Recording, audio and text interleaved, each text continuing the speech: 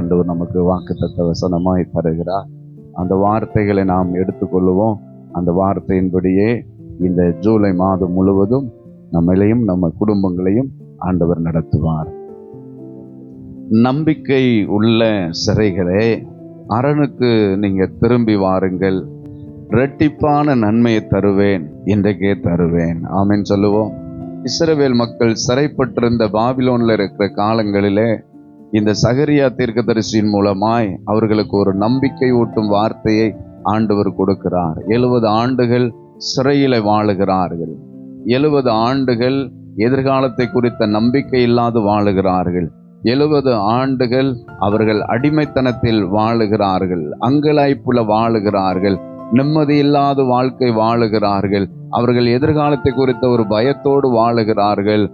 நாமும் நம்முடைய சந்ததியும் இப்படியே சிறையிருப்புல செத்து விடுவோம் என்று அவர்கள் கலங்கி தவித்து கொண்டிருக்கிற நேரத்தில் தேவனாகிய கர்த்தர் தம்முடைய தீர்க்கதரிசியாகிய சகரியா மூலமா இந்த இஸ்ரவேல் புத்திரருக்கு சொல்லுகிறார், நம்பிக்கையுடைய சிறைகளே, நீங்கள் அரணுக்கு திரும்பி வாருங்கள், நீங்கள் எருசலேமுக்கு திரும்பி வாருங்கள், நீங்கள் இஸ்ரவேலுக்கு நீங்கள் திரும்பி வாருங்கள், நான் இரட்டிப்பான நன்மையை உங்களுக்கு தருவேன். எல்லாம் இழந்து போச்சுன்னு நீ நினைச்சு கொண்டிருக்கிறீங்களா? எல்லாம் அழிஞ்சு போச்சுன்னு நினைக்கிறீங்களா? சத்துரு எல்லாத்தையும் நாசம் பண்ணிட்டான்னு நினைச்சுக்கிட்டு இருக்கிறீங்களா? இஸ்ரவேல் மக்களே, நீங்க கவலைப்படாதீங்க. நம்பிக்கையுடைய சிறைகளே, நம்பிக்கையோடு இருங்கள். நீங்கள் சிறைச்சாலைகளே, நீங்கள் திரும்பி வாருங்கள். நான் உங்களுக்கு இரட்டிப்பான நன்மை என்ன செய்வேன்? தருவேன். அதை இன்றைக்கே என்ன செய்வேன்? தருவேன். ஆமீன் சொல்லுங்களேன். ஆமீன் சொல்லுங்களேன். உங்களுக்கு இரட்டிப்பான நன்மைகளை, 2 மடங்கான நன்மைகளை என் ஆண்டவர் தருவேன் என்று வாக்கு பண்ணுகிறார். ஆமேன். அந்த எந்தெந்த காரியத்துல 2 மடங்கு எனக்கு தெரியாது. ஆனா நீங்க எதிர்பார்க்கிற காரியங்களில ஆண்டவர் இரட்டிப்பான நன்மைகளை தந்து ஆண்டவர் உங்களை ஆசீர்வதிப்பார். வேதத்துல உதாரணமா நாம பார்க்கும்போது 1 யாத்திராகமம் 14ஆம் அதிகாரம் 21, 22 நம்ம வாசிக்கும் போது இஸ்ரவேல் மக்கள் செங்கடலுக்கு முன்னால நின்றுகிட்டு இருக்கிறான். எகிப்துல இருந்து வெளியே வந்தாச்சுது. இப்ப வெளியே வந்தா வழி தெரியல. செங்கடல் முன்னால பெருசா சோதனையா என்ன செய்யுது? அவங்களுக்கு நின்று கொண்டிருக்கிறது. எப்படி இந்த செங்கலை தாண்டி போறதுன்னு தெரியல. திரும்பி பார்த்தா அந்த எதிரிகள் என்ன செய்கிறார்கள்? பார்வோனும் அவன் சேனை என்ன செய்கிறார்கள்? நிற்கிறார்கள். இப்ப இஸ்ரவேல் மக்கள் கதறுகிறார்கள், புலம்புகிறார்கள். ஆண்டவர் அவங்களை என்ன செய்கிறாருன்னா தேற்றுகிறார். இன்றைக்கு காண்கிற எகிப்தியனை இனி என்னைக்கு என்ன செய்ய மாட்டீங்க? காண மாட்டீங்க. நீங்க சும்மா இருங்க. இந்த யுத்தம் உங்களுடையது அல்ல, இந்த யுத்தம் கர்த்தருடையது அப்படின்லாம் ஆண்டவர் அவங்களை தடப்படுத்திட்டு அவங்களுக்கு முதல்ல ஒரு காரியம் செய்கிறார். என்ன செய்கிறார் அப்படின்னா, இந்த 21, 22 வாசிக்கும் போது அந்த செங்கடல் ஆண்டவர் 2 என்ன செய்கிறாரு? கலக்கிறார். இஸ்ரவேல் மக்களை முதல்ல என்ன செய்யறாருன்னா, காஞ்சு போன தர மாதிரி அதுல சவுதி இல்ல, காலில் மண்ணு ஒட்டல, அற்புதமா 2 பக்கமும் தண்ணி என்ன செய்யுதுன்னா, கடல் தண்ணி அந்த காம்பவுண்டு சோறு மாதிரி என்ன செய்யுது? நிக்குது. மத்தியில இவங்க என்ன செய்கிறார்கள்? அற்புதமா பயணிக்கிறார்கள். அந்த எதிரிகளும் இவங்களை தாக்கல, இவங்களுக்கு சமுத்திரமும் அந்த கடலை இவங்களுக்கு சேதத்தை என்ன செய்யல? உண்டாக்கல. அற்புதமா வழி திறந்து என்ன செய்கிறார்கள்? அந்த கரையில போய் சேர்ந்து விடுகிறார்கள். உங்களுக்கான பாதைகளை ஆண்டவர் இந்த மாதங்கள்ல திறந்து தருவேன் என்று வாக்கு பண்ணுகிறார். நீங்கள் தப்பித்து செல்வதற்கு, நீங்கள் சுதந்திரிக்க வேண்டியவைகளை சுதந்திரிப்பதற்கு, பெற்றுக்கொள்ள வேண்டியவைகளை பெற்றுக்கொள்வதற்கு, உங்களுக்கான எதிர்காலத்துக்கான கதவுகளை ஆண்டவர் இன்றைக்கு திறக்கிறார். திறந்த வாசலை உனக்கு முன்பதாக வைத்திருக்கிறேன். ஒருவனும் அதை என்ன செய்ய மாட்டான்? பூட்ட மாட்டான். ஏனென்றால் பூட்டக்கூடாதபடி திறக்கிறவரும் திறக்கக்கூடாதபடி பூட்டுகிறவரும் ஆண்டவரே நமக்கு வாக்கு பண்றாரு. அவர் அற்புதமான பாதைகள் உங்களுக்கு என்ன செய்வாரு? திறந்து தருவார். இன்றைக்கு ஒரு வேளை உங்க வாழ்க்கையில அடுத்து என்ன செய்வதென்று தெரியாது இருக்கிறீங்களா?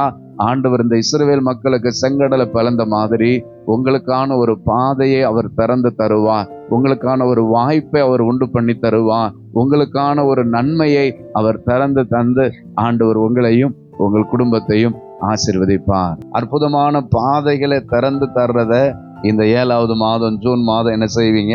பார்ப்பீங்க. 7 அப்படின்னாலே ஒரு பரிபூர்ணம் என்று அர்த்தம். அந்த பரிபூர்ணமான நன்மைகள் ஆண்டவர் என்ன செய்வாரு? தருவார். உங்களுக்கு பாதை திறக்கப்படும். 2வது என்ன நன்மை செஞ்சார் அப்படின்னு கேட்டீங்கன்னா, அந்த யாத்திராகமம் 14ஆம் அதிகாரம் அந்த 14 அதிகாரத்துல 26 இருந்து 28 வரைக்கும் வாசிங்கன்னா, இப்ப எதிரிகள் பின்னால துரத்திக்கிட்டே வராங்க பாருங்க. இவங்க இஸ்ரவேல் மக்களை பார்க்கறாங்க. அடடா, இவங்களுக்கு அற்புதமா, இது என்ன ஆச்சரியமா இருக்குது, இந்த செங்கடெல்லாம் பிளக்குது அப்படின்னு இந்த எதிரிகளும் இந்த கடலை தாண்டி வந்து என்ன செய்கிறார்கள், தாக்க முற்படுகிறார்கள், அவர்களை அழிக்க முற்படுகிறார்கள். அவர்கள் ரதங்களோடும் குதிரைகளோடும் அந்த செங்கடலுக்குள்ள என்ன செய்கிறார்கள் என்றால், வேகமா வேகமா வேகமா இந்த இஸ்ரவேல் புத்திரரை அழிக்கும்படி வேகமா வண்டியை ஓட்டிக்கிட்டு வருகிறார்கள். அவர்கள் அந்த கரையிலிருந்து அவங்க கடலுக்குள்ள மத்தி பகுதிக்கு வர்ற வரைக்கும் ஆண்டவர் என்ன பண்றாருன்னா தாமதமாகவே இருக்கிறார், ஒண்ணுமே செய்யறதில்லை. இங்க நின்னுக்கிட்டு மக்கள் என்ன செய்கிறார்கள், கூச்சல் போடுகிறார்கள். அடாடா, செங்கடல் தான் நமக்கு தடையா இருந்துச்சுன்னு பார்த்தா இவர்களும் செங்கடலை தாண்டி என்ன செய்கிறார்கள், வருகிறார்களே என்று பயந்து நடுங்கி கொண்டிருக்கிற நேரத்துல ஆண்டவர் மோசையை பார்த்து சொல்றாரு, அந்த எகிப்தியர் மேல, அவருடைய ரதங்கள் மேலையும் அவர்கள் குதிரை வீரர்கள் மேலையும் அந்த சமுத்திரம் திரும்பும்படி உன் கையை என்ன செய்ய நீட்டு. அவர் கையை நீட்டுனா மறுபடியும் அந்த கடல் என்ன செஞ்சிருது, 2ஆ பிரிஞ்சு நின்னது, ஒன்னா சேருது. அந்த எதிரிகள், அந்த வசனத்தினுடைய பகுதியை நீங்க வாசித்து பார்த்தீங்கன்னா, கடலின் நடுவில் அவர்களை கவிழ்த்து போட்டாராம். 28ஆம் வசனத்தின் கடைசி நீங்க பார்த்தீங்கன்னா, பார்வோனுடைய இராணுவம் அனைத்தையும் மூடிக்கொண்டது. எந்த செங்கடல் இஸ்ரவேல் புத்திரருக்கு வழி கொடுத்துச்சதோ அதே செங்கடல் அவர்கள் எதிரிகளை என்ன செஞ்சது, ஒண்ணுமில்லாம ஆக்கிருச்சது. ஆமா, இந்த மாதத்திலே ஆண்டவர் அப்படிதான் உங்களுக்கு செய்ய போறார். உங்களுக்கு பாதைகள் திறக்கப்படும். அந்த பாதை உங்கள் எதிரிகளுக்கான பாதைகள் என்ன செய்யாது, கிடையாது.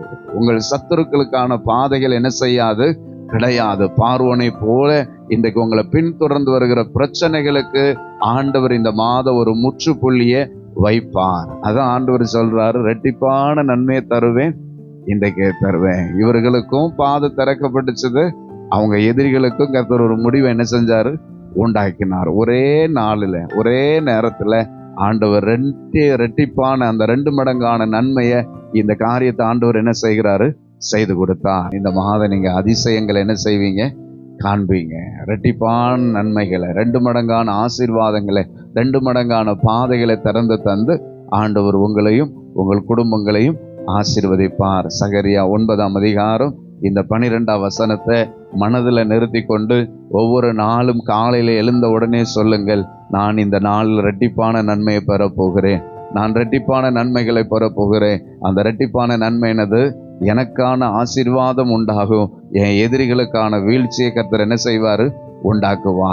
என்னை பின்தொடர்ந்து வருகிற பிரச்சனைக்கு ஒரு முற்றுப்புள்ளியை வைப்பா. என்னை பின்தொடர்ந்து வருகிற போராட்டத்துக்கு ஒரு முற்றுப்புள்ளியை வைப்பா. இனி நான் போராட்டத்துல சிக்கி தவிக்க போறதில்லை. என் வாழ்க்கையில ஒரு மேன்மை நான் என்ன செய்ய போறேன், பார்க்க போகிறேன். கர்த்தர் அப்படிப்பட்ட கிருபைய பாக்கியத்தை நமக்கு தந்து ஆண்டவர் நம்மை ஆசீர்வதிப்பாராக.